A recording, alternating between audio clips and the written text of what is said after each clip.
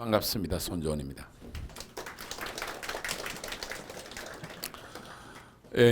자료집을 기준으로 했을 때 제가 65페이지 2025 정시모집 지원 전략 필수 요소 요 뒷부분이 먼저 1부고요. 2부에서는 우리 남윤곤 소장이 전체적인 점수 분포라든지 조금 더 디테일한 부분을 진행하도록 하겠습니다. 올해 정시에 있어서 핵심 이슈가 될 만한 것 이게 조금 많아졌어요. 많아졌기 때문에 그에 따른 어떤 변수가 많으면 결과에도 영향을 많이 미치기 때문에 올해 입시가 여러분들이 지금부터 남아있는 기간 동안 어떻게 대응하느냐에 따라서 여러분들의 모자라는 점수를 조금 더 올릴 수 있습니다. 그래서 저는 항상 지금부터 원서 넣는 1월 초까지의 시간을 수능 5교시라고 이야기합니다. 수능 시험이 아직 하나 더 남았다. 이 5교시 공부를 충실하게 잘하면 최고 한 10점 정도까지 점수를 아직 만회할 수 있다. 그런 생각을 가지고 있습니다. 그래서 수시보다 정시는 훨씬 더 복잡하기 때문에 여러분들이 지원 전략이라는 5교시 과목을 지금부터 한 20일 정도 열심히 공부한다라는 20일도 안 남았네요. 한 보름 정도 열심히 공부한다는 생각을 가지고 잘 대응하면 모자라는 점수를 커버할 수 있다. 요 생각 꼭 해주시고 그래서 오늘 나눠주신 자료집을 제가 생각할 때는 한 5번 정도 여러분들이 아주 찬찬하게 잘 읽어주시면 여기에서 좋은 답을 찾을 수 있다고 저는 생각을 합니다. 그러면 올해 정시에 있어서 중요한 변수가 뭐냐? 첫 번째는 뭐니 해도 의대 정원이 한 1,500명 늘었죠. 1,500명 늘었다는 것은 이과로 치면 대학 한 개가 제일 위에 하나 더 꽂힌 거죠. 그러면 작년도 기준했을 때 갈 수 있는 대학보다 하나 더 좋은 대학을 갈 수 있다. 이렇게 생각을 하면 됩니다. 정시에 있어서. 이게 첫 번째 변수고 그 다음에 최상위권의 변별력이 많이 떨어졌죠. 그러다 보니까 많이 몰려있단 말입니다. 그러면 아무래도 최상위권 학생들이 작년과 같이 변별력이 표준점수 차이가 컸을 때 편안하게 원서를 못 쓰기 때문에 하향 지원을 한다든지 한쪽으로 몰린다든지 이렇게 했을 때 거기에 따른 변수가 또 분명히 나타날 거다. 그 다음에 응시 과목 제한이 많이 풀려버렸죠. 폐지됐죠. 그래서 소위 말하는 사탐런이라는 중상위권 학생부터 해서 이과에서 사탐을 본 애들도 꽤 많거든요. 가탐 본 인원이 상당히 많이 줄었단 말입니다. 거기에 따른 또 변수가 하나 있다. 이게 세 번째고 그 다음에 교육부에서 무전공을 많이 지금 대학에다가 요청하고 거기에 따른 지원도 많이 하기 때문에 무전공 선발이 많이 늘어났다. 이것도 하나의 중요한 변수가 되고요. 그 다음에 또 다군의 인원이 많이 늘었어요. 고려대라든지 이화여대 같은 대학이 다군에 이때까지 한 번도 뽑은 적이 없었는데 올해 많이 뽑기 때문에 다군 자체의 전체 정원이 늘어서 전통적인 가나 중심의 단은 한번 질러보는 이런 어떤 지원 상황에서 이제 가나다가 어느 정도 균형을 이룬 그런 첫 해가 되기 때문에 다의 인원 선발 인원이 늘은 것이 생각보다 크게 어떤 올해 입시에 영향을 줄 것이다. 그래서 크게 한 5가지가 되는데요. 그 사항을 이제 먼저 설명하기 전에 제가 하나 먼저 말씀드리고 싶은 거는 오늘도 조금 전에 시작할 때 작년에 미적분 3등급 받은 학생이 올해 한 개 딱 틀렸다 그랬죠. 이런 일이 많이 일어나고 있어요. 이건 무슨 말이냐면 예전과 같은 킬러 문항이나 이런 것들이 대거 사라지고 아주 특별한 추론 능력이 아니면 풀 수 없었던 문제, 뭐 수학 같은 데서는 아니면 국어는 지문을 선생님도 읽어도 무슨 말인지 모르는 지문들이 나왔어요. 충분한 아주 엄청난 배경 지식이 있어야만이 풀 수 있는 이런 이상한 문제가 예전에 많이 나왔거든요. 그런 문제가 완전히 사라지면서 오히려 작년 올해 해서 성실하게 기본기에 기초해서 공부한 학생들이 훨씬 더 시험을 잘 볼 수 있는 시험으로 바뀌었어요. 한동안 이 수능 자체가 약간 이상하게 변질돼 가지고 모의고사 연습을 많이 한다든지 특별한 문제 연습을 많이 한 학생들이 좋은 점수를 받는 그런 시기가 좀 있었어요. 그게 올해 완전히 사라지면서 그래서 제가 오자마자 원장님한테 제일 먼저 물어본 게 수험 메가스터디에서 제일 잘 본 애가 어느 정도입니까? 이렇게 물어보니까 한 개 틀린 애, 두 개 틀린 애 이런 애들이 있다 그러더라고. 그래서 평소보다는 훨씬 더 점수가 아주 만점에 근접한 학생의 숫자가 대폭 늘어난 거예요. 이 지금 올해 만점 받은 메가스터디 학생들 중에서도 제가 이번 주 월요일 날 여기 영통 러셀의 원장하고 이제 제가 식사 대접을 한번 했는데 왜 식사 대접을 했냐면 상상하지도 않는 만점자가 나왔길래 그래서 이제 식사 대접을 하면서 이야기를 들어보니까 제가 역시 수능 자체의 패러다임이 완전히 바뀌었구나 하는 거를 오늘 여기 와서도 느꼈고 월요일도 느꼈는데요. 이번에 만점 받은 학생은 그 영통에서 만점 받은 학생은 작년에 경희대 떨어진 애입니다. 경희대 떨어지고 어떻게 운 좋게 홍대에 합격을 했어요. 홍대에 합격을 했는데 한 달 가까이 다녀보니까 얘가 어느 고등학교냐면 여기 서천고등학교 출신이거든요. 서천고등학교가 그렇게 아주 공부 잘하는 학교가 아니잖아요. 근데 여기서 홍대까지 학교를 다니려 하니까 한 보름 다니다가 애가 너무 힘들어가지고 재수를 한 거예요. 그렇게 해서 단계적으로 쭉 올라갔대요. 계속. 그렇게 해서 만점을 받아버린 거예요. 예전 같으면 뭐 강남대성이나 뭐 시대인재나 뭐 이런데 아주 공부 잘하는 애들 모이는 그런 데서 만점이 나왔다면 이제는 누구나 만점을 받을 수 있을 만큼 엄청 시험 자체가 더 본질에 충실한 시험으로 바뀌었다는 걸 아셔야 됩니다. 아마 그래서 주위에서 봐도 생각보다 엄청 잘 본 애들이 간혹 있을 겁니다. 그게 기본기에 충실한 학생들이. 그래서 한마디로 말하면 수능 시험이 예전에는 만점을 받을 수 있는 애가 킬러 문항이 많이 나오고 할 때는 전국에서 50명도 안 됐어요. 그 정말 뛰어난 애들 중에 한두 명 나오거나 안 나오거나 이랬는데 지금은 이제 수능 체제가 정상으로 돌아오면서 1년에 한 3,000명에서 5,000명 정도는 만점 받을 수 있어요. 물론 올해 11명 나왔지만은 그럴 정도로 이 시험이 바뀌었다. 그래서 물론 여러분들이 원서를 써야 되지만은 원서 결과에 따라서 또 재수를 할 수도 있고 또 밑에 동생들이나 수능을 준비하는 고등학교 학생들의 입장에서 놓고 보면 이제는 근본에 좀 충실한 공부를 해야 되지 않겠냐. 그걸 제가 앞에다가 좀 넣어놨는데 요거는 뭐 내용이 좀 기니까 한번 읽어보십시오. 킬러 문항 배제를 하면서 교육부가 작년에 내놓은 이야기를 제가 소개했고요.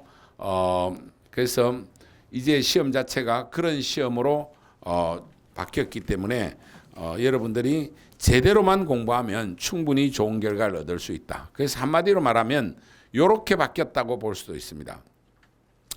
이전 수능은 킬러 문항이 필수적으로 출제됐고 극상위권만 풀 수 있는 초고난도 문항 해결을 위한 문제풀이 학습이 상당히 중요했어요. 그래서 뭐 서바이벌 모의고사다 무슨 모의고사다 이런 것들 거기에 필요 없는 지출을 상당히 많이 했거든요. 그런데 이게 배제되면서 작년부터 중위권과 상위권 변별력이 확보되고 거기에 따라 기본 개념에 기초한 본질적인 공부를 하는 것이 이제는 중요해졌다 하는 그런 경향이 오늘 여기 와서도 제가 또 한 번 확인하고 이 이야기는 정말 우리 모든 수험생들이 앞으로 밑에 동생들이나 이걸 다 생각했을 때 잘 좀 기억해 둬야 되겠다. 그럼 이렇게 되면서 변별력은 어떻게 됐냐? 분포 자체가 훨씬 더 정규 분포에 가깝고 변별력이 좋아진 시험입니다. 그래서 그 점을 여러분들이 일단 먼저 이해하시고 지금부터 핵심 이슈 아까 전에 제가 요 이야기를 했죠. 의대 정원에 따라서 합격권이 전체적으로 내려갈 거다. 이까에서 최상위권의 변별력이 약화돼서 최상위권의 어떤 눈치 작전이 치열해질 거다. 그 다음에 응시 과목 폐지에 따라서 이과생들 중에 사탐을 본 학생들의 숫자가 의외로 늘어난 거 이게 하나의 변수가 될 거고 무전공 신설이라든지 다군의 증가가 판도 변화를 가져올 거다. 요 5가지를 머릿속에 늘 넣고 여러분들이 올해 지원 전략의 기본 틀을 세우시면 여러분들이 크게 실수하지 않을 거다. 충분히 좋은 결과가 나올 거라고 생각이 듭니다. 자, 우선 전년 대비 표준 점수 최고점이 23점 하락했다. 지금 작년 같은 경우에는 452점인데 지금 표준 점수 다 만점 받았을 때 국어, 수학, 탐구가 429점밖에 안 된다. 23점 떨어졌고 그 다음에 영어의 1등급 비율이 4.7%에서 6.2%. 그러면 이렇게 되는 것 같으면 일단 1등급을 지금 영어에서 받은 숫자만큼 수시에서 최저 기준을 통과하는 학생의 숫자가 늘어났겠죠. 이렇게 되면 수시에 우수한 학생들이 의외로 많이 빠져버리기 때문에 정시에 있어서 수능 우수자들이 생각보다 많이 빠졌다라는 것을 생각을 해보면 지금 배치표에 나오는 기준보다 낮아질 수 있는 가능성이 있다. 그래서 수시에 우수한 학생들이 생각보다 많이 빠졌다라는 사실을 좀 알아두셔야 되고요. 그 다음에 이제 올해 응시생 자체가 졸업생이 작년보다 한 3,000명 늘었죠. 그리고 재학생이 한 2만 명 가까이 늘었습니다. 그래서 전체적으로 응시자 수가 약 2만 명 늘었는데 그러나 이 는 숫자는 재학생 는 거는 자연적인 출생 상황의 차이고 졸업생이 요만큼 는 것은 한 3,000명 는 거는 의대 정원의 효과로 N수생들이 많아졌다는 거죠. 그럼 N수생들이 많아졌다라는 것은 자연계 최상위권의 경쟁률이 치열해질 거다. 그런 이야기죠. 그러면 이걸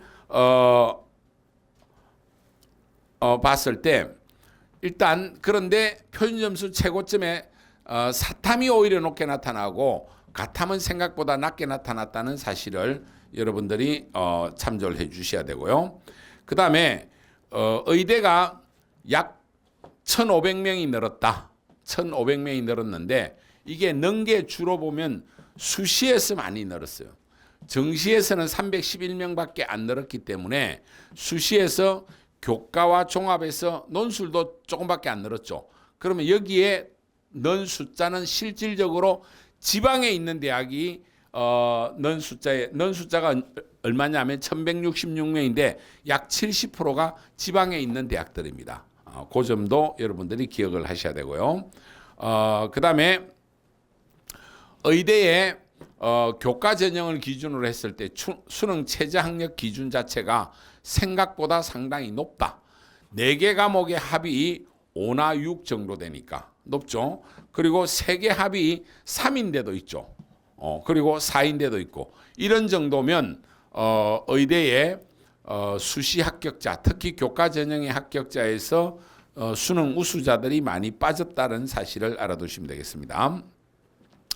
자, 그리고 올해 전체적으로 또 봤을 때 주요 대학이라면 15개 대학을 말합니다. 15개 대학에서 15개 대학은 어딘지 아시죠?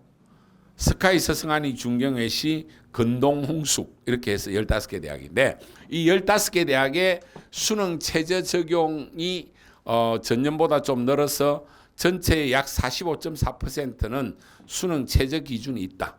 그러니까 주요 대학의 수시로 합격한 학생의 반 정도는 수능 성적이 상당한 수준이 된다. 이렇게 이해하시면 되고 그래서 정시에는 수능이 높은 애들만 남아있다 이렇게 생각하시면 안 됩니다. 수능에 상당히 고득점자가 의외로 많이 빠져나갔다. 조금 전에 앉아서 제가 원장님하고 무슨 이야기를 했냐면 이번에 여기 한 개 틀리네. 지금 미적 3등급 받았던 애가 생물 2에서만 하나 틀리고 다 맞았잖아요. 이런 현상이 올해 일어났잖아요.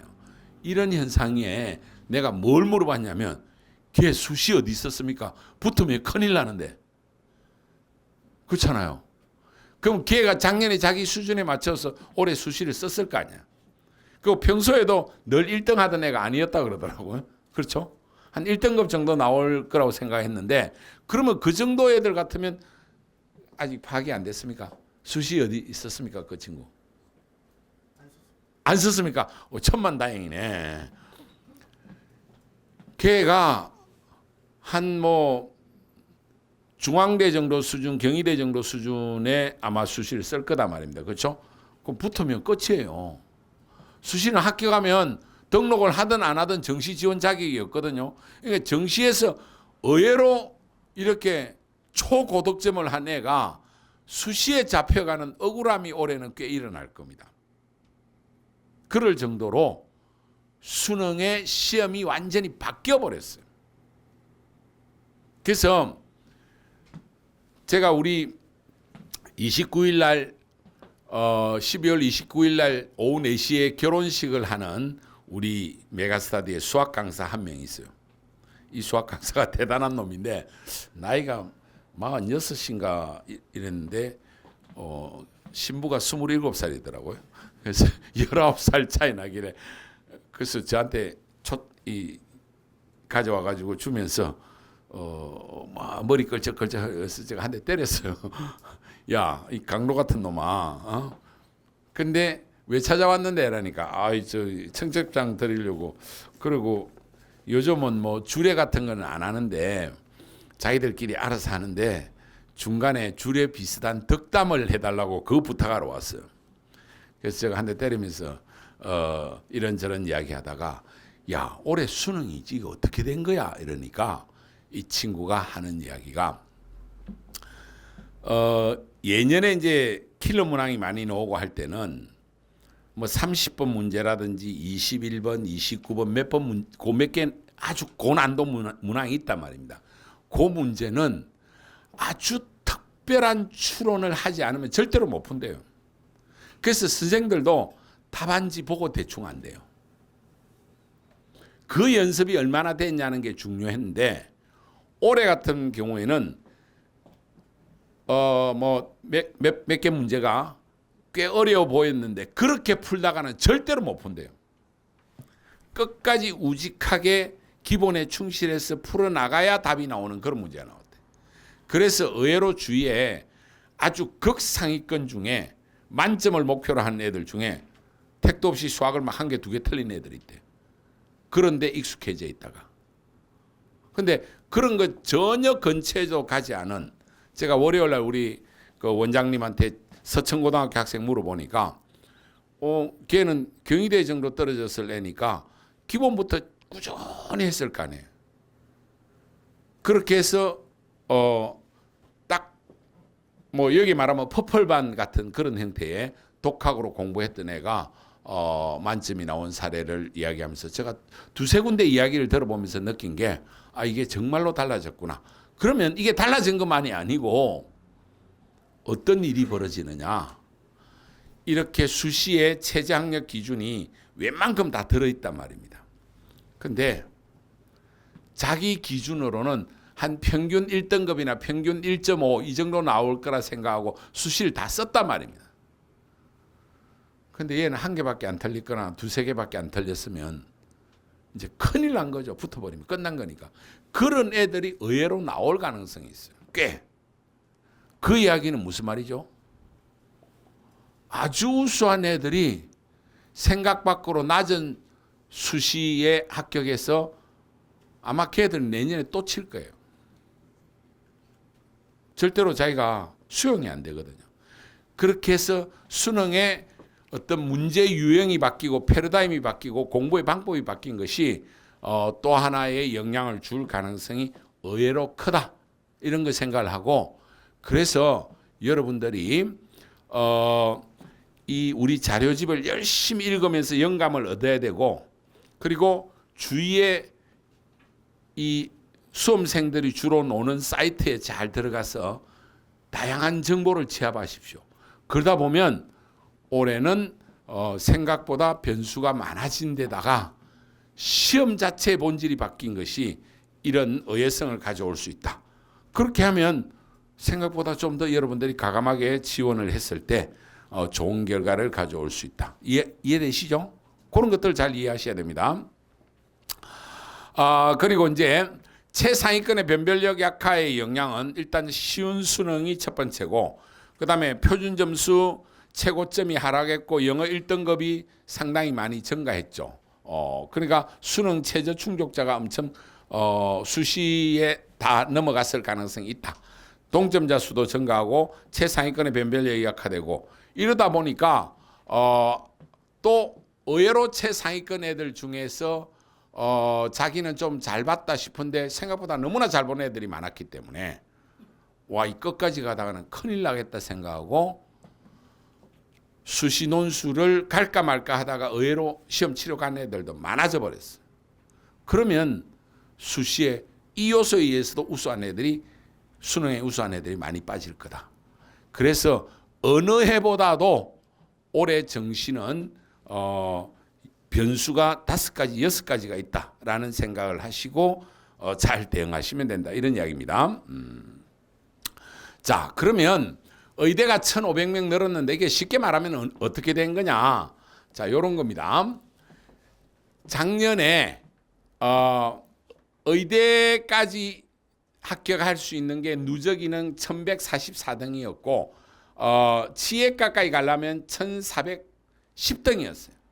그런데 올해는 의대가 정원이 정시에서만 311명 늘었잖아요.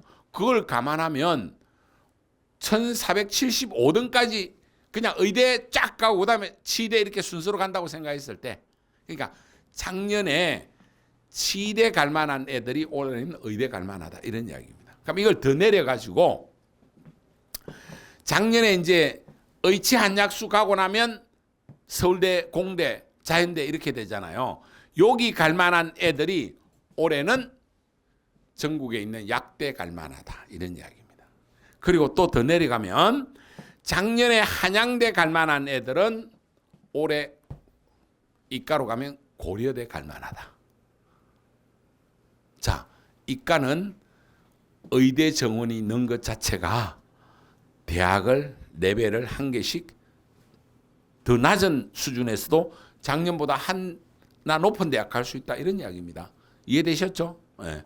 간단하게 이렇게 정리해 놨으니까 요걸 자료집을 보면서 잘 분석해 주시기 바라고요.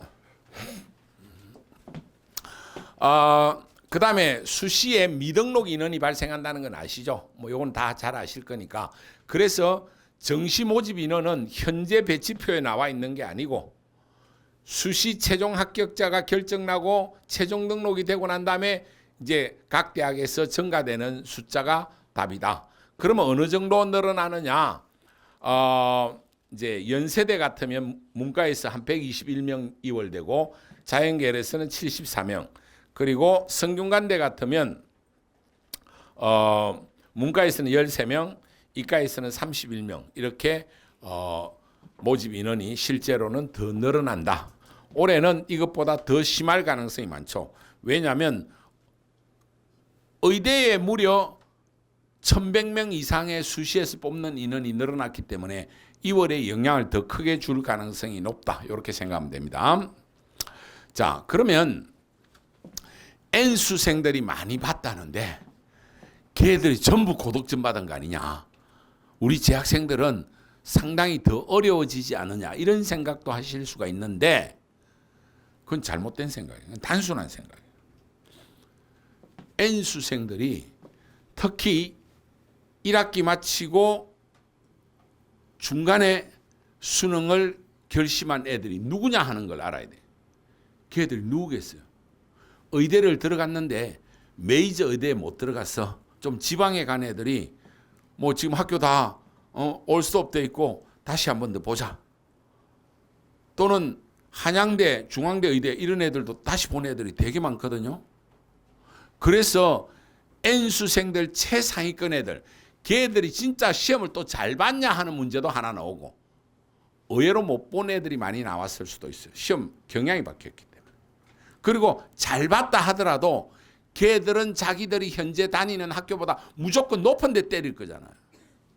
그렇죠?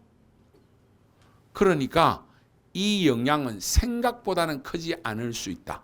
그러면 도대체 어떤 애들이 이 N수생들이 많이 늘었느냐? 허수 지원자가 어디에서 나오냐를 알아보기 위해서 국회의원 고민정 의원실에서 조사를 했어요. 조사를 해서 서울대에서 제공을 한 건데 올해 서울대에 휴학한 학생 보니까 간호대 입학생 63명 중에 40명이나 휴학했어. 63%, 공대 27%, 농생대 47%, 생활과학대 25%, 수의과대 40%, 약학대 19%, 자연과학대 26% 이렇게 엄청나게 많이 했는데 약 30%가 휴학을 했어요. 이게 의대 1,500명 정원의 효과가 서울대에서 어마어마하게 나타난 거죠. 전체 재학생의 30%가 수능 보겠다고 휴학한 거예요. 그럼 이게 휴학 안 하고 본 놈들도 꽤 많아요. 저희 때도 학교 다니면서 매년 수능 보거나 학력고사, 저희 때 같으면 학력고사 세대인데처럼 대학교 4년 내내 보는 애들도 있었어. 그렇게 해서 외대 영어과 다니다가 서울대 저하고 같은 과에 들어온 선배님도 제가 잘 아는 분이 한 분 있거든요. 그분은 1학년부터 4학년까지 내내 학력고사 봐가지고 결국 서울대 옮긴 분, 이런 분들이 있는데 실제로는 이 정도면 서울대생의 약 50%가 수능을 다시 봤을 가능성이 있습니다. 근데 걔들은 의외로 못 친 애도 좀 나왔을 거고 잘 본 애는 저는 극히 일부일 거라 생각해요. 적당히 봤거나 좀 못 본 애들이 자기가 지금 서울대 다니고 있으니까 그보다 높은 데 그냥 때려볼 거 아니에요. 그래서 의외로 허수 지원자가 많을 것이기 때문에 그 점도 잘 고려를 해야 된다.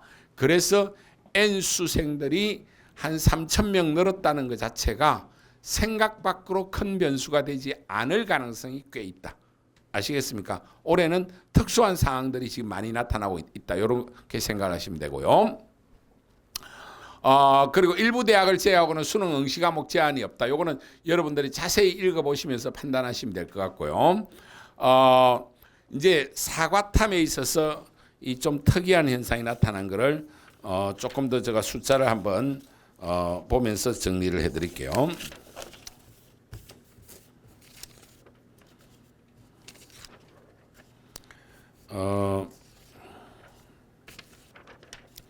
이게 어느 정도냐면 일단 사탐 응시자가 작년 대비로 25,249명이 늘었거든요. 사탐 응시자가 이 숫자를 보면 25,000명 정도 늘었고 과탐이 엄청 많이 줄었어요.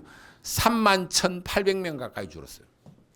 그러니까 이과생인데도 사탐 과목을 본 애들이 꽤 늘었고 그다음에 아주 특이한 거는 비율적으로 보면 사탐 하나 과탐 하나 보는 게 작년 재작년에는 2.8% 3.7%밖에 안 됐어요.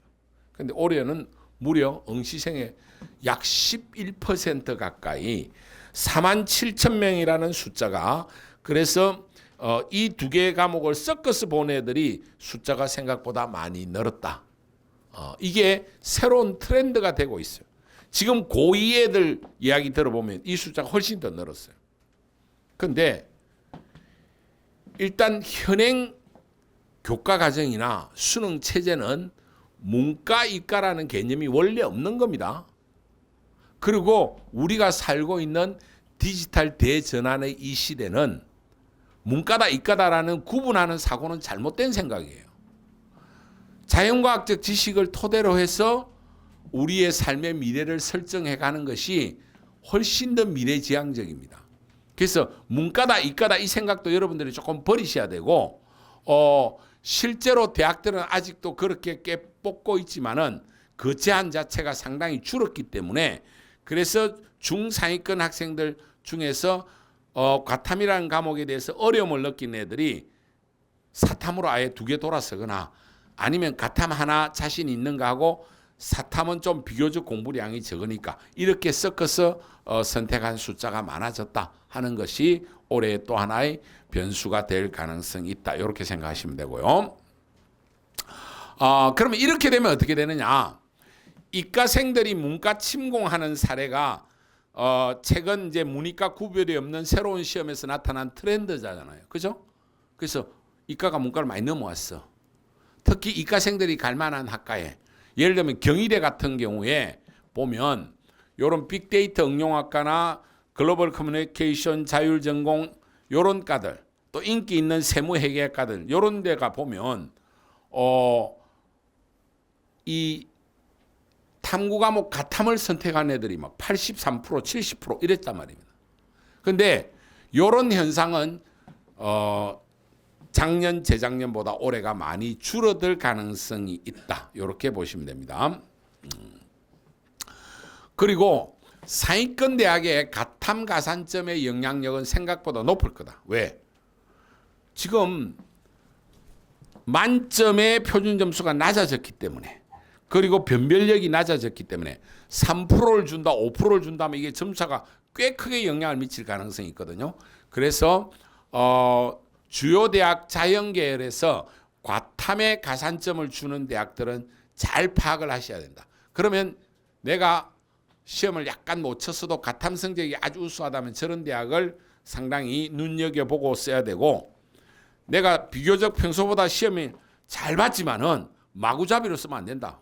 내가 점수가 엄청 잘 올라가지고 근데 가탐 영향력이 의외로 큰데 썼다가 점수가 역전될 가능성이 있단 말입니다. 그래서 이런 것까지 영향력 분석을 잘 하셔야 된다. 이렇게 생각하시면 되는데 그러면 어느 정도냐? 이걸 예를 들어놨어요. 연세대 같은 경우에 3% 과탐의 가산점을 주는데 여기는 100분위를 써가지고 변환 표준 점수를 쓰는데 100분위 만점 받은 점수하고 100분위 98점 받은 점수하고 98점 받은 애가 조금 더 높아요. 그러니까 영향력이 생각보다 크죠. 가탐에서. 그리고 이대 같은 경우에는 6%나 주기 때문에 이게 어마어마하게 커요. 100분위 96 받은 애하고 100분위 90 받은 애하고 똑같아요. 변환 표준 점수가. 그러니까 이대를 원서 쓸 때는 이과 쪽에 이 점을 아주 조심해야 된다. 이런 이야기입니다. 그래서 이거는 그러면 이거 어떻게 다 하느냐? 계산을. 요건 예를 들어 난 건데 요건 숙지하라는 거고 요런 거 계산을 어떻게 하는 게 제일 좋죠? 메가스터디 예측 서비스에 그냥 입력하면 자동적으로 다 나와요. 컴퓨터가 계산하게 해야지 여러분들이 이거 모든 대학을 가지고 하면 안 되잖아요. 그렇게 해서 지금은 원서 쓰는 게 옛날보다는 의외성이 옛날 제가 학생 초창기 가르칠 때는 의외성이 많았어요.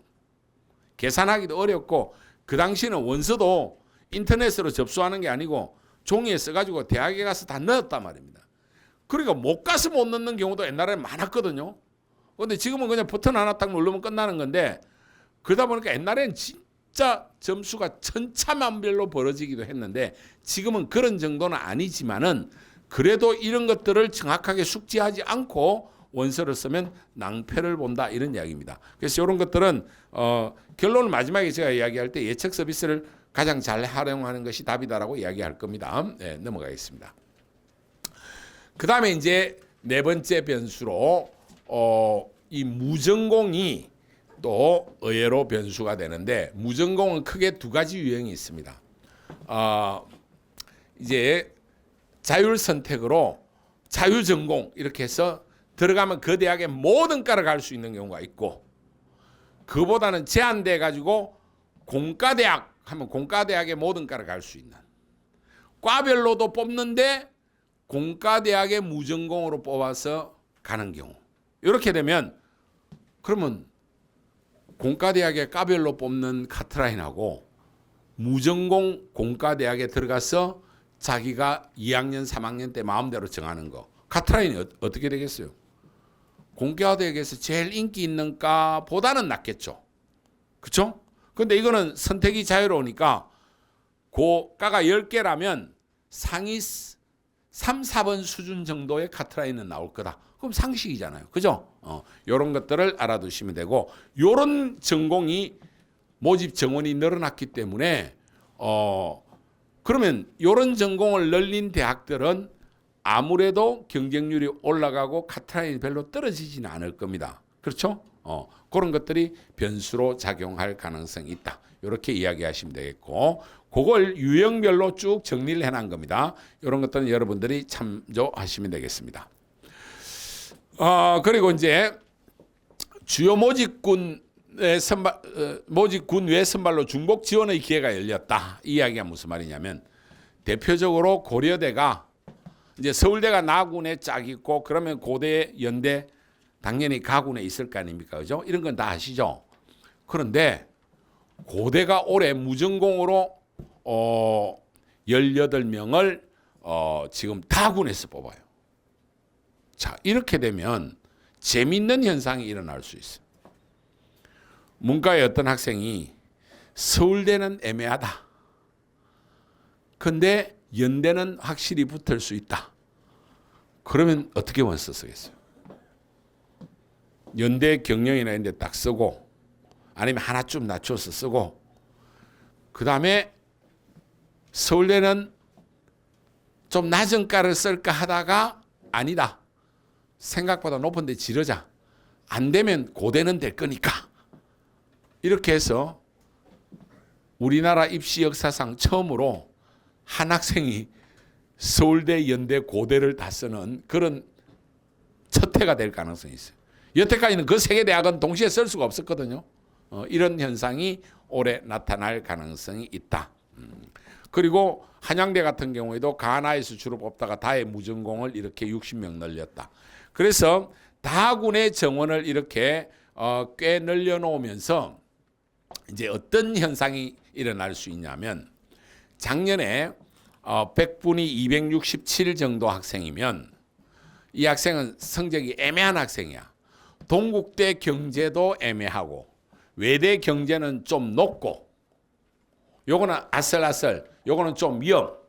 근데 얘 성적에서 다군에 쓸 게 외대 경영이나 홍익대 자율전공밖에 없어. 이렇게 쓰다가는 잘못하면 다 떨어져. 그런데 올해는 동국대가 다의 무전공 열린 전공이 있어.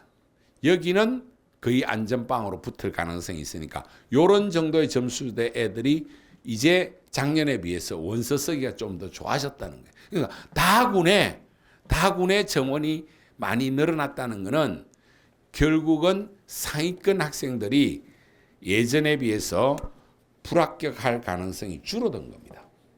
무슨 말인지 알겠죠? 그러면 그렇게 되면 위에서부터 차곡차곡 쌓이면 중위권으로 내려오면 의대 정원의 효과가 반감할 가능성이 있어요. 위에서 우수한 애들이 차곡차곡 다 붙어버리기 때문에. 다군 배치가 늘어났기 때문에. 무슨 말인지 아시겠죠? 그래서 중위권 학생들이 야, 의대 정원이 늘어서 올해 카트라인이 많이 떨어질 거다 생각하고 막 질렀다가는 낭패를 볼 가능성이 있다. 대학들이 우수한 애들을 어떻게 해서든지 뽑아가려고 가나다에 적절하게 배치를 했고, 다군을 늘려서 또 다군에는 경쟁률이 높기 때문에 원서 장사만 하더라도 수입이 장난이 아니거든요. 그러니까 상위권 대학들이 입시 전략을 더 치밀하게 짜면서 이 의대 정원의 효과가 중위권 이하에서는 크게 나타나지 않을 거다, 이렇게 생각하시면 됩니다. 아시겠습니까? 이런 상황들을 전체적으로 예상하시면 되겠다. 그 다음에 요건 넘어가고요. 그 다음에 이제 어느 정도 합격선인지 이런 것들을 볼 수 있는 건, 더 자세한 거는 우리 남윤곤 소장이 좀 제시해 줄 겁니다. 그 다음 요것도 넘어가겠습니다. 아까 요건 앞에서 제가 이야기를 했어요. 그러니까 이 무전공 정도는 제일 높은 과보다는 좀 낮을 거지만 비교적 위에 카트라인이 형성될 거다라는 사례를, 작년에 예를 보면 경희대 자율전공은 90.17인데 제일 높은 빅데이터 응용보다 조금 낮았다, 이런 이야기죠. 그래서 무전공은 제일 높은 카트라인은 형성되지 않지만은 그러나 비교적 상위권에 놓일 가능성. 전공을 자유롭게 선택할 수 있으니까 그런 예를 여기다 넣어놓은 거고요. 그 다음에 모집 인원 변화에 따른 입시 결과를 확인할 필요가 있는데 올해 여학생들 중에 숙대 원서 쓰는 학생들은 조금 신경을 써야 된다. 여기서 무전공을 숙대에서 대폭 늘리면서 경영대 같은 경우는 작년에 비해서 35명, 법대 27명 이렇게 많이 줄어버렸단 말입니다. 그리고 자연계에서는 인공지능, 그 다음에 컴퓨터가 이렇게 숙대를 원서 쓸 때 무전공 때문에 정원이 줄은 과들은 작년보다 카트라인이 올라갈 가능성이 있습니다. 아시겠습니까? 근데 거기에 크게 영향을 받지 않는 교육학과라든지 이런 과들은 하나도 안 줄였단 말입니다. 저런 과들은 예상보다는 좀 떨어질 가능성이 있다. 그런 것들을 참고하셔야 된다. 그러니까 무전공에 따른 영향이 어떻게 나타날까 할 때 숙대에서 예를 들면 숙대에서는 무전공을 상당히 오래 많이 늘렸는데 그 늘린 숫자만큼 가까이서 줄였다. 그럼 인기 있는 과들을 많이 줄였단 말이에요. 그런 과들의 카트라인은 올라갈 거고 전혀 줄이지 않았던 교육학과나 이런 데는 관심이 좀 없어지면서 생각보다 낮아질 수도 있어요. 근데 또 조심할 거는 학생들이 이런 걸 노리고 경쟁률이 일단 숙대 붙고보자 이렇게 해서 경쟁률이 엄청 치솟으면 그때는 예상과 달리 간다 이렇게 판단하셔야 됩니다. 아시겠습니까? 그러니까 요거는 물론 여러분들은 좀 어려울 거예요. 저희 같은 사람은 평생 이것만 하고 살았기 때문에 딱 보면 올해는 대충 어떻게 했구나 하는 그 판단을 이 책자 안에 자세히 설명해 놨으니까 그걸 반복해서 읽어보시면 여러분들도 5번만 읽으면 뭐 저 수준에 한 70% 수준까지는 올라올 수 있어요. 거기에 기초해서 지원 상담도 하고 예측 서비스도 해봐야지 전혀 그런 거 없이 뭔지 하나도 모르는 상태에서 뭐 대치동을 가든 어디에 가든 50만 원을 주고 100만 원을 주고 상담을 한다는 거는 정말 어이없는 행동이에요. 그냥 돈만 날리는 거예요. 그러면 결국은 거기서 쓰라는 대학 한 조합이 가나다 한 3조합 주면 그것 갖고 막 고민하다 거기에서만 넣는단 말입니다. 근데 그게 미어 터지고 생각 밖으로 카트라인이 올라가면 답이 없는 거예요.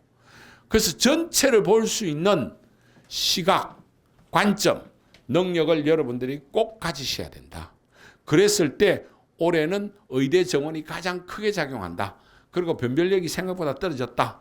그리고 사탐론 현상이 일어나서 응시과목 제한이 없어졌다. 무전공이라든지 이런 것들이 폐지되면서 그 대학 안에서 숙대 예를 들어 있죠. 그런 변화가 있을 수 있다. 그리고 의외로 다군이 많이 늘어났다. 근데 상위권 대학이 우수한 애들을 더 합격시킬 가능성이 높다.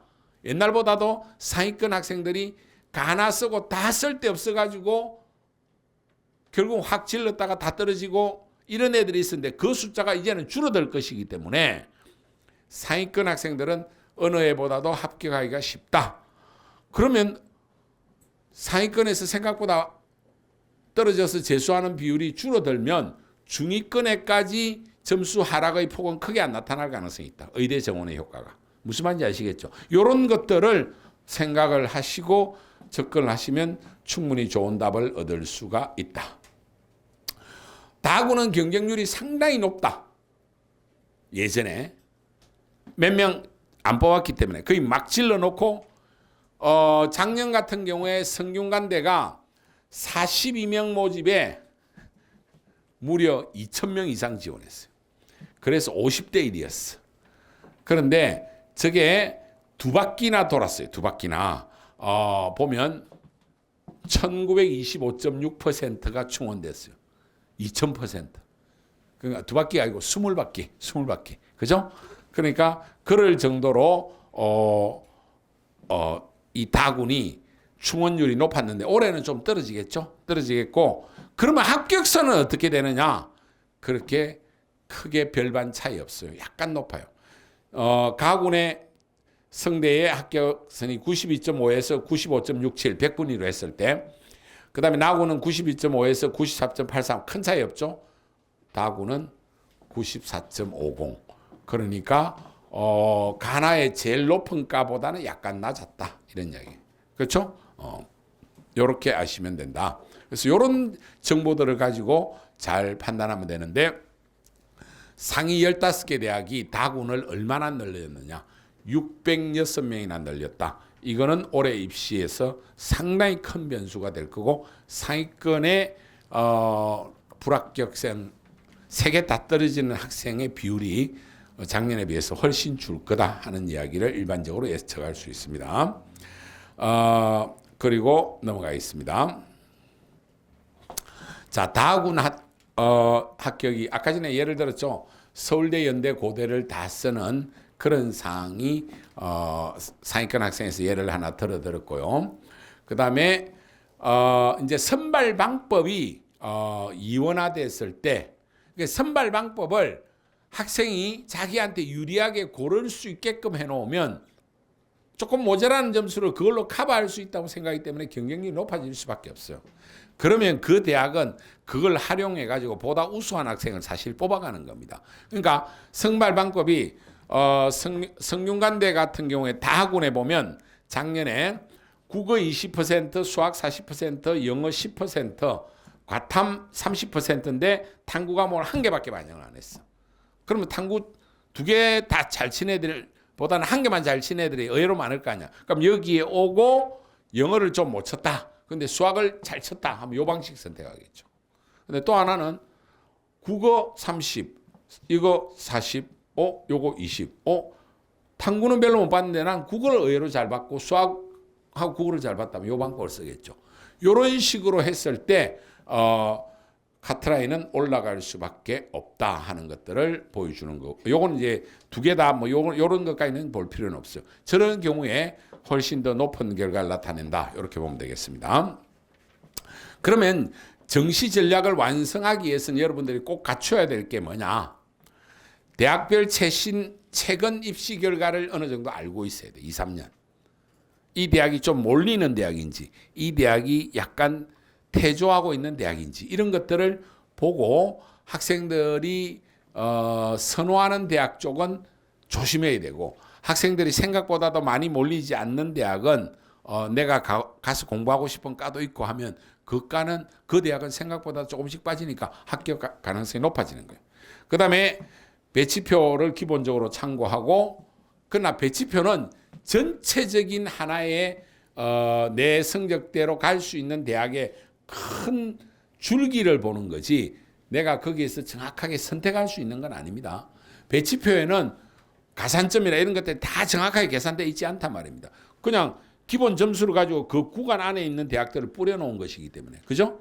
근데 실제로 가산점이라든지 반영 비율에 따라서는 점수가 완전히 달라져 버리기 때문에 결국은 합격 예측 서비스를 가지고 여러분들이 최종 정확한 점수를 산출해보고 거기에서 제시하는 것을 참조해서 결과를 내시면 된다. 이렇게 보여드릴 수 있는데요.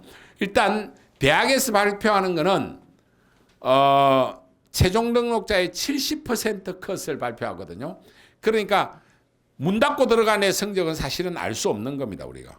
그러니까 최종 카트라인은 생각보다는 이것보다 낮다. 그런데 어떤 대학은 70% 컷에서 뭐 1점, 0점 몇 점밖에 안 떨어지는 대학들이 많고 그런데 어떤 경우에는 몇 점씩 툭 떨어지가 5점, 10점 떨어지는 데도 있어요. 그런데 그거는 대학이 발표를 하지 않는다.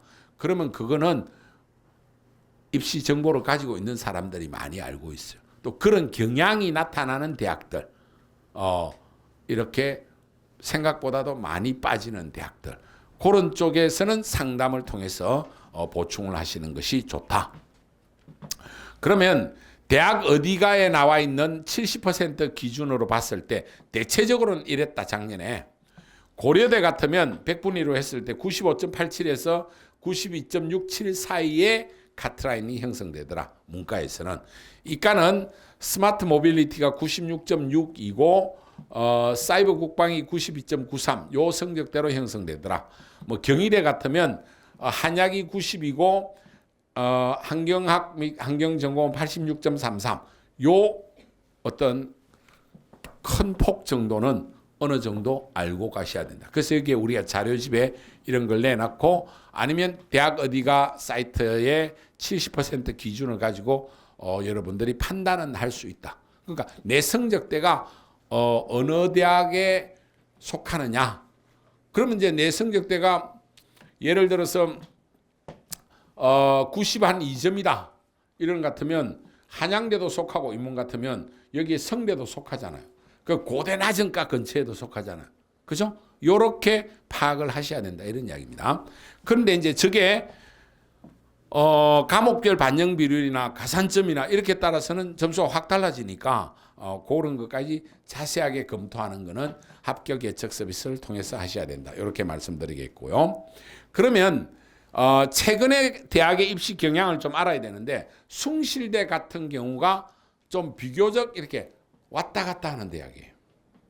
그걸 여기에 우리가 한 3년치 점수 분포를 까별로 해놨어요. 보면 이 대학은 이제 올라갔다 내려갔다 올라갔다 내려갔다 하는 경향이 뚜렷한 대학이구나. 또 어떤 대학은 쭉 떨어지는 대학이구나. 그런 것들을 파악하셔야 된다.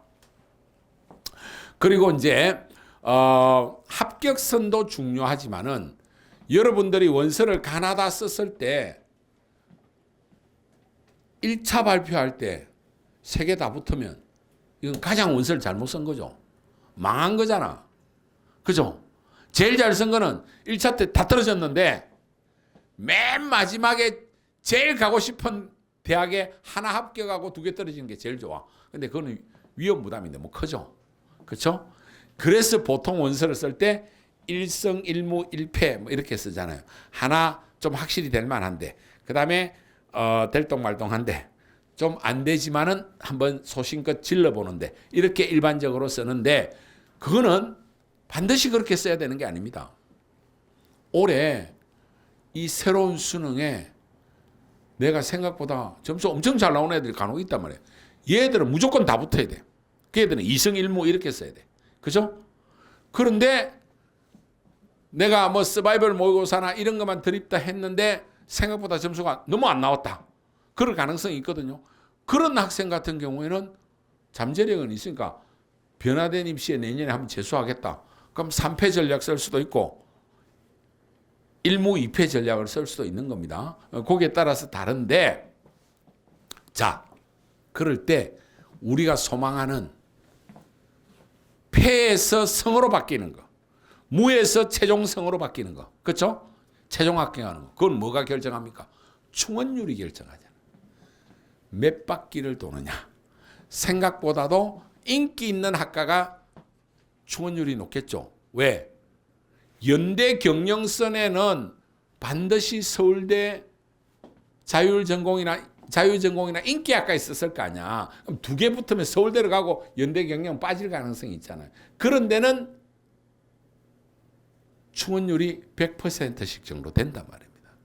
그런데 예를 들어서 뭐 식품자원이라든지 좀 이런 연대에서도 인기가 없는 과들은 한 명도 뭐 철학과 뭐 실학과 이런 데는 한 명도 충원 안 되는 애가 종종 있습니다.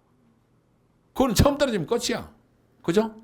그래서 어떻느냐 서강대를 한번 보니까 작년에 물리학과는 충원율이 60%고 기계공학과는 이과는 충원이 좀 문과보다 많이 일어납니다. 전체적으로 모든 대학이. 거기에 비해서 생명과학이나 항공생명은 인기 있는 과잖아. 이거 2배 이상 나오잖아요. 충원율이. 그렇죠? 그래서 이제 어떻게 되느냐? 그러면 이제 배치표상이나 합격 예측 서비스에서나 이런 현상이 일어나요. 물리학과 같은 경우 합격선이 한산으로 70%가 504.90이 나타났는데 최초 컷은 507점이야. 최종 컷은 504점이야. 예상 배치표가. 배치표하고 비슷하게 나왔죠. 그런데 지금 생명과학 이런 데가 합격선이 502점. 근데 배치표는 이거보다 훨씬 높게 나타나 있어. 배치표는 최초 합격하려면 507점이 돼야 된다. 최종 합격하려고 해도 505점 가까이 돼야 된다라고 배치표들은 만들 수밖에 없어요. 그런데 여기는 충원이 많이 되다 보니까 실제로 최종 합격 70%가 502점밖에 안 돼요. 오히려 예상보다 확 떨어지는 거예요. 무슨 말인지 아시겠죠? 그러니까 배치표에서 최초 최종 컷을 제시한다고 했을 때 충원율이 높은 과는 이거보다 떨어질 가능성이 있고 충원율이 높지 않은 과는 도리어 높게 나타나죠. 그죠? 이런 것들을 잘 참조하셔야 된다. 이런 이야기입니다. 무슨 말인지 아시겠습니까? 요거 잘 이해하셔야 되고요. 그 다음 요거 그냥 넘어가도록 하겠습니다. 요건 거의 비슷한 이야기니까 여러분들이 읽어보시면 되고요. 자, 그 다음에 이제 배치표라는 게 이렇게 돼 있단 말입니다. 여기 앞에 점수가 쫙 나와 있잖아요. 점수가 나와 있고 대학을 뿌려놨잖아요. 그러면 여기에 반영 비율, 가산점 이거 계산할 수가 없잖아요. 그렇죠? 그러니까 그냥 100분위 점수만 뿌려놓았는데 그러면 배치표는 뭐 하는데? 배치표 막 보고 원서 쓰면 안 됩니다. 배치표는 내 성적대가 예를 들어서 100분위가 282점이다 하면 내가 갈 만한 대학이 가군에 요 정도 많이 있구나. 나군에는 요 몇 개밖에 없네. 서울대밖에 없네. 그러면 서울대에서 약간 모자라니까 서울대는 위험, 여기는 여유 있네. 뭐 이렇게 원서를 쓰는 거예요. 그러니까 내 점수대를 봤을 때 우선 어떤 내가 가능성을 높이는 군을 가군으로 볼지 나군으로 볼지 하는 전체 숫자, 분포를 보는데 큰 그림을 보는데 영향을 주는 게 배치표지 배치표를 가지고 원서를 쓰면 안 된단 말입니다. 지금 입시에서는. 옛날 입시에서는 그냥 단순하게 원점수 해가지고 학력고사 시절에는 우리 부모님들이 원서 쓸 때는 배치표만 가지고 쓸 수 있었어요. 근데 지금은 그렇게 썼다가는 정말 큰일 납니다. 배치표를 막 못 받아서 다들 난리인데 이거는 큰 흐름만 파악하고 우리 자녀의 성적대가 어느 정도에 쓰면 되겠다라는 대충을 읽어내는 데 써야지 이걸 가지고 원서 쓰시면 절대로 안 된다는 거 아시겠습니까? 네. 자, 그 다음에 넘어가겠습니다. 자, 수능 반영 요 예를 하나 들어놨어요. 지금 100분위만 딱 보면 이 학생이 A 학생의 서울시립대에 국어 90, 수학 83, 탐구 96 해서 평균 89.7이야. 배치표로 보면 다 붙어. 서울시립대 철학, 국사, 경영, 경제 다 붙는데 반영 비율로 계산을 해보면 완전히 딴판이 나온단 말입니다. 이 경영, 경제는 수학을 되게 많이 반영하잖아. 40%잖아. 그리고 철학, 국사 이쪽은 25%밖에 반영 안 하니까 그래서 한산 점수를 해보면 얘 점수가 철학 국사는 66.655고 경제 경영은 74.3이 나와요. 얘 점수를 가지고. 그런데 작년에 요 밑에 잘렸는데 잠깐만요. 이 표가 이게 이 자료집 몇 페이지인지 찾아야 되겠는데. 96? 네. 그 보면 철학 국사는 되는데 경영 경제는 안 되는 걸로 나올 겁니다. 그렇죠? 이게 지금 화면이 밑에가 좀 잘려서 그렇는데 그렇죠? 그래서 이런 식으로 단순히 배치표로는 다 되는 걸로 나오지만은 반영 비율을 정확하게 계산하면 안 되는 경우들이 있다. 아시겠죠? 그래서 배치표는 한계가 있다 하는 것들 알아두시면 되겠다. 그 다음에 이제 합격 예측 서비스를 결국은 가장 잘 활용하셔야 되는데 아마 여기에 메가스터디 회원이 아닌 분은 거의 없을 거라고 생각하는데요. 메가스터디 회원이면 기본적으로 합격 예측 서비스에 기본적인 제공을 해드리는 것도 있고 일부 유료가 있는데 그걸 잘 활용하시면 요즘 이용료가 얼마입니까, 남 소장님? 10만 원. 합격 예측 서비스? 10만 원? 네. 그 정도의 이용료를 가지고 하면 여러분들이 개인 상담하시는 거는 뭐 상당한 금액이 들잖아요. 그래서 여기는 전국의 모든 학생이 왜냐하면 데이터가 가장 많은 데가 가장 정확할 가능성이 높잖아요. 가장 실제에 가까울 거니까. 지금 우리나라의 수험생들이 가장 많이 활용하는 사이트는 메가스터디 아닙니까? 메가스터디 회원이 아닌 학생이 거의 없을 정도이기 때문에 그래서 이 안에 합격 예측 서비스를 활용하면 가장 정확한 결과가 나올 가능성이 높다. 모든 걸 정확하게 분석을 해드리고, 그럼 예를 들어서 이 어떤 학생이 성적을 내면 실제 지원 예상 인원 중에 약 40점 정도에 속하고 최초 합격권으로 붙을 수 있는 대학, 추가 합격권으로 붙을 수 있는 대학 이런 것들을 정확하게 예상을 해드린다. 요걸 맞춰서 원서를 쓰시면 되겠다라는 생각을 드리고요. 그 다음에 이제 마지막으로 이제 선발 방법에 변화가 일어났을 때 이게 카트라인 영향이 크다라는 것은 예전에 위에 한 5년, 10년 정도 선배들이 위에 또 언니 오빠나 누구 있으면 가천대 같은 경우에 가천대 일반 전형하고 한 10년 전에는 2개 과목만 반영한 적도 있어요. 거의 연고대급 카트라인이 나온 적도 있거든요. 일반 전형 2에는 지금은 3개를 반영하는데 이렇게 우수한 성적 3개를 반영했을 때는 가천대의 일반적인 합격권이 80점대라면 여기는 다 90점대, 한 10점이나 차이 난다는 거예요. 그래서 같은 대학 안에서도 전형 1, 전형 2 이렇게 차이가 나는 전형들이 있거든요. 그랬을 때 전형 2는 학생이 자기에게 유리하게 고르게 돼 있는데 유리하게 고르게 돼 있는 게 유리하지 않을 수도 있다는 사실을 알아야 돼요. 그렇게 했을 때 내 점수가 비교적 만회가 되는데 만회가 된다는 애들이 왕창 올리면 경쟁률이 올라가겠죠. 경쟁률이 올라가면 카트라인 자동적으로 올라가는 겁니다. 그래서 이거는 대학이 우수한 학생을 뽑기 위한 거지 여러분들이 대학에 잘 합격하게 하는 게 아닙니다. 여기에 휘말리면 곤란합니다. 그래서 22년, 23년 그러니까 재작년에 서울여대가 이걸 통해서 재미를 본 거예요. 서울여대는 상당히 지금 계속 떨어지는 추세의 대학이었거든요. 그런데 22년도에는 70% 컷이 100분위가 70점대였어요. 77, 72 이 정도였는데 여기 2023 같은 경우에는 90점대로 올라가 버린 거예요. 여기에 반영 조건을 바꿨기 때문에 그렇다라는 사실. 자연계열도 마찬가지입니다. 이런 현상이 났고 그래서 올해에 이런 현상이 일어날 가능성이 좀 높은 대학이 이제 중위권 대학 중에 중상위권 대학 중에 가톨릭 대학이 좀 조심을 하셔야 된다. 가나안 모두에서 일반 전형은 국어 수학 중 우수 영역 35, 25를 네가 알아서 해라. 네가 수학을 잘 봤으면 수학을 35로 하고 국어를 25로 하면 돼. 그리고 영어는 20이고 탐구 20인데 더 심한 일반 2는 국어 수학 중에 한 개만 택해라. 2개 중에 하나는 망치고 하나는 잘 보내. 근데 아주 상위권 아니다. 그럼 가톨릭 대 쓰고 싶어져. 이거 50%나 반영하니까.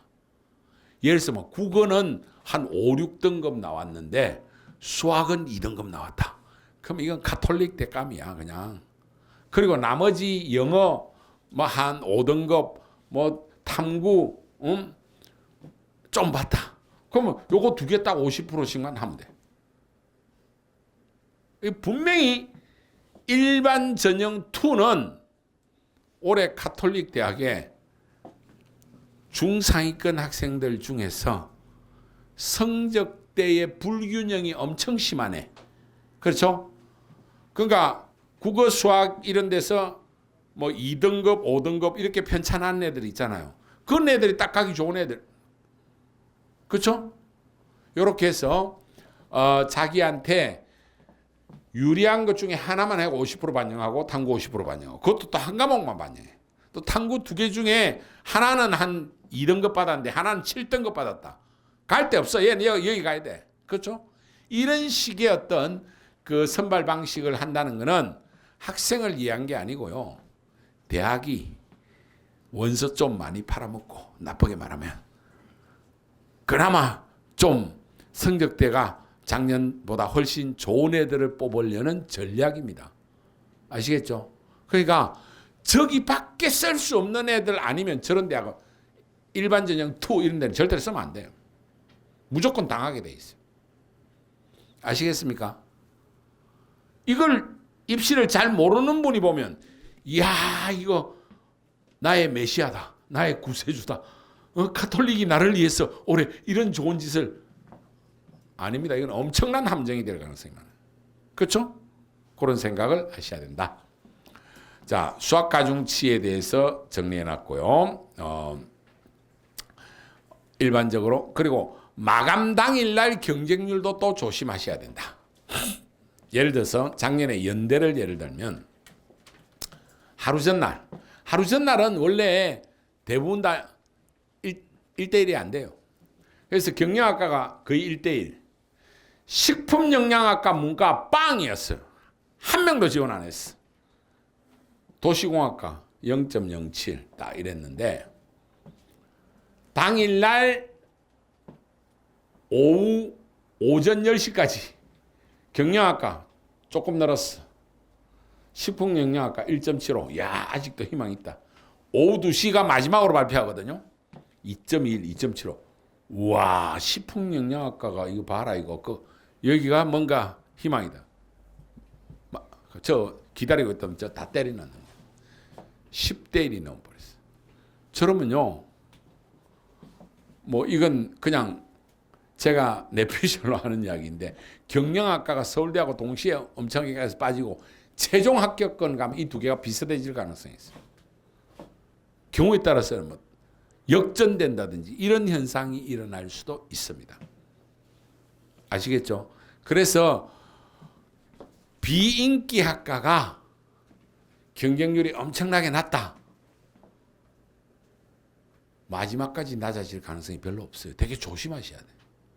그래서 경쟁률을 볼 때는 가장 낮은 데를 보는 게 아니고 가장 낮은 그 앞에를 보고 그것도 너무 비인기 학과를 보면 안 되고 적당히 중위권 학과가 그렇게 간다면 끝까지 그건 낮아질 가능성이 있어요. 무슨 말인지 아시겠죠? 사람 심리가 똑같잖아요. 저는 일찍이 아파트 청약할 때요. 제가 29살 때 그때가 5대 신도시 분당, 평촌, 일산, 삼본, 중동 이렇게 200만 호를 때려 지었거든요.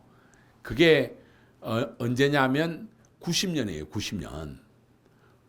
89년, 90년, 91년 이 사이에 분양을 했는데 그럼 제가 나이가 29살밖에 안 됐으니까 89년이거든요. 89년, 아니 그때 30살인가? 89년, 90년인가 그때인데 이 나이도 어리고 조건이 되기가 상당히 어려워. 근데 처음에는 가보니까 분당이 제일 좋아. 그렇죠? 여러 조건에서. 넣으니까 막 다 40대 1, 막 30대 1. 그럼 객관적으로 될 리가 없어. 그리고 두 번째인가 세 번째인가 이제 그러면 약간 낮춰서 평촌을 한번 가보자. 그래서 평촌도 넣어보니까 다 10대 1이 넘어. 그러면 그 당시에는 나이가 좀 되고 무주택자 우선 좀 있고 나머지 추첨인데 추첨해서 2대 1 넘으면 될 확률이 없는 거하고 비슷한 거잖아. 한 5대 1 넘으면 추첨해서 된다는 거는 엄청 운이 좋은 거예요. 그래서 세 번째인가 네 번째 이제 현실적으로 될 만한 데를 가자. 그래서 3본을 택했어요. 3본을 택했는데 그 당시에 가장 인기 있는 평형이 34평이야. 요건 경쟁률이 너무 높아. 그래서 가만히 보니까 지금은 이런 평형이 없는데 36평이 있더라고. 요거 별로 사람들 별로 좋아할 것 같지가 않아. 근데 네 번째였던 것 같은데 네 번째는 제가 가지도 안 했어요. 공고만 딱 보니까 그게 그 당시에 6단지였던가? 내가 그 잠깐 살았거든요. A형하고 B형이 있어. A형하고 B형이 있는데 이게 450세대를 뽑고 이게 150세대를 뽑아. 자, 어차피 당첨이 중요한 건가. 당첨만 되면 따보로 남으니까. 그 당시에 아파트 분양가가 얼마인 줄 압니까? 165만 원인가 135만 원인가 그래서 평당. 지금 요새 뭐 1억 한다 그러잖아요. 그죠? 이 세상이 엄청 달라졌는데 요거 딱 놓고 자, 좀 별로 인기가 없으면 38평형이었던 것 같다. 38평형이었던 것 같아요. 요 지금 생각해보니까. 혹시 그 근처 사시는 분도 있을지 모르겠는데. 저거는 사람들이 많이 안 넣을 것 같다. 저거는 10대 1을 안 넘을 것 같아. 그 두 개를 딱 보고 A형과 B형이 있는데 제가 어디를 넣었을 것 같아요? A형을 넣었을 것 같아요? B형을 넣었을 것 같아요? 이제 공부가 좀 되셨네. B형을 넣는 거예요. 이게 많이 뽑으니까 사람들이 여기 더 많이 넣을 가능성이 있어. 근데 나중에 알고 보니까 이건 방이 4개야. 그 당시하고 지금은 아파트 구조가 다릅니다. 이건 방이 3개인데 중간 거실 같은 것도 있고 하는데 저는 가보지도 않았고 뭐 책자도 뭐도 자꾸 떨어지니까 한 4번째쯤 되면 가기도 싫을 거 아니에요. 그래서 B형을 딱 집어넣었어요. 이거는 아마 저러면 A형은 그때는 방 개수도 몰랐고 그때는 방이 많은 게 좋아했어요. 사람들이. 그러면 450세대나 뽑으니까 저거는 내한테 올 기회가 많다. 아니지. 더 많은 사람이 되니까. 그래서 결국은 경쟁률이 어떻게 되냐면 이게 한 6대 1인가 그랬고요. 이게 3대 1인가 그랬어요. 최종 딱 나왔는데. 그래도 3대 1은 안 되잖아요. 그 당시 아파트 당첨되는 게 얼마나 빅뉴스인 줄 압니까? 그게 일간신문에 당첨자 명단을 다 써놨다니까. 그 혹시 그런 기억이 있으신 분 있으면 손 들어 보십시오. 저보다 연세가 다 어리신 것 같네. 우와, 일반 신문에 3번 그 당시에 한진 아파트에 저게 6단지 한진 아파트 뭐 B형 당첨자 명단 딱 보니 저 이름이 있는 거예요. 와, 충격받았어요 그 당시에. 근데 제가 왜 그런 선택을 할 수 있었냐면 애들 원서 쓰면서 사람의 심리라는 게 작동한단 말입니다. 그러니까 이렇게 경쟁률이라는 것도 그렇게 변한다는 거 이해되시죠? 그러니까 전형 요소를 단순하게 하고 내한테 유리한 거 찾기 쉬운 데는 분명히 경쟁률이 올라간다. 그럼 가탕이 올라갈 수밖에 없어요. 경쟁률이 지금 낮다 하더라도 다들 점수 안 되는 놈들이 기다리고 있을 때는 마지막에 터져버린다. 그래서 경쟁률을 보고 쓰겠다 할 때는 제일 낮은 걸 쓰면 안 돼. 제일 낮은 것보다 1개, 2개 더 낮은 거. 그리고 약간 인기가 있을 똥 말똥한가. 그런 가는 끝까지 낮을 가능성이 있다. 그래서 요 몇 점 차이가 당락을 상당히 결정할 가능성이 있잖아요. 어차피 비슷한 애들이 오는 거 아니에요. 이거는 그냥 운빨이기는 하지만은 근데 항상 눈치를 본다. 지원 전략이라는 거는 사람의 심리가 작동한다라는 생각을 하시면 되겠습니다. 1시간 조금 더 한 것 같은데요. 제가 빨리 마무리 짓도록 하겠습니다. 자, 마지막으로 제가 드리고 싶은 이야기는 원서를 잘 쓰시는 데는 제일 중요한 건 이거다. 내 나름의 원칙을 딱 정하세요. 원칙을 딱 정하고 이걸 끝까지 사수하십시오. 그러면 성공합니다. 그러면 원칙에 해당되는 게 뭐가 있을까? 내가 성적 보고 원서 쓸 건지 대학 내 때로 보고 쓸 건지 내 적성을 가지고 쓸 건지 저 글자 앞뒤로 바꾸면 똑같아. 성적, 적성. 나는 무조건 성적이라면 폼생폼사면 성적대로 가는 거고 나는 내가 원하는 자동차 공학에 관련된 거다. 그럼 딱 깔아보고 가는데 현실적으로는 그렇지 않아. 지금 자기 미래 준비가 별로 안 돼 있잖아. 적성이 뭔지도 잘 모르잖아. 그럼 이것도 딱 미리 정하면 돼. 내가 이번 시험은 이렇게 봤으니까 이런 정도니까 나는 적성 2개, 성적 하나 이렇게 정하란 말이에요. 아니면 성적 2개, 적성 하나. 그 원칙을 딱 먼저 정하세요. 아시겠어요? 그거 반드시 정하셔야 돼요. 바꾸면 절대로 안 돼요. 그 다음에 일성일무 일패로 무조건 쓰면 안 된다 그랬죠. 아까 이건 이야기했어. 내가 올해 시험을 엄청 잘 봤다. 그러면 이성일무로 해야 돼. 그죠? 시험 망쳤다. 3패 전략을 과감하게 쓰고 의외로 붙으면 재수 안 해도 되잖아. 그죠? 처음에 3개 다 붙는 원서 쓰면 절대로 안 됩니다. 그래서 나의 올해 성적 그리고 재수 여부 여러 가지 조건을 고려해서 어떻게 쓸 건지 하는 걸 정하시라. 그리고 마지막에 이것도 정하셔야 돼. 가나다군의 원서를 쓸 때 몇 시에 원서 넣는다까지 정해놔야 돼. 딱 그 시간 가서 넣으세요. 내가 끝까지 눈치 본다면 6시 마감이면 5시 54분에 넣겠다면 5시 54분에 넣으면 돼. 그때까지 눈치를 보셔야 된다고. 그리고 원서를 결정하는 결정권자도 정해야 돼. 당연히 학생 본인이 하면 제일 좋은데 고생하신 어머니가 절대로 한 자리 가져가시려고 할 거예요. 어떤 집은 이모가 계속 개입해서 이모도 한 자리 줘야 되고 뭐 이런 것들이 있을 수 있어요. 그죠? 그래서 원서를 3장 쓸 때 소시는 누가 쓰고 이런 것까지 다 정해놓아야 돼요.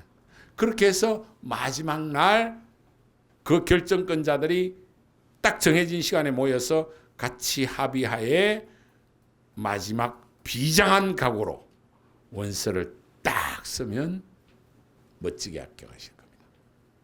여러분의 행운을 빕니다. 감사합니다.